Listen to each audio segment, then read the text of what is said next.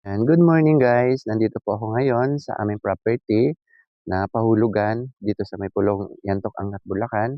Guys, kung makikita niyo po dito sa aking likuran, meron po tayong 100 square meter, meron po tayong 50 square meter. Ang down payment po niya guys ay 40,000 lang. Same lang din sa 50 square meter at saka 100 square meter. Magkaiba lang din po yung kanyang monthly. So ngayon guys, kung gusto niyo pong mag-apply, i-message niyo ako at tingnan niyo yung lote at i-visit ninyo.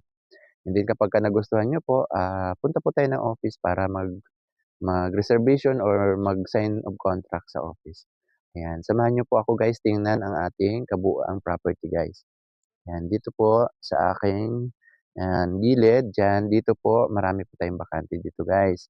Ang promo po namin ngayon guys, ang 50 square meter, ang down niya 40,000, ang monthly niya ay nasa 29 monthly po guys. Akalain mo guys ano, 99 pesos lang araw-araw magkakaroon ka na ng lote. So, kayang-kaya.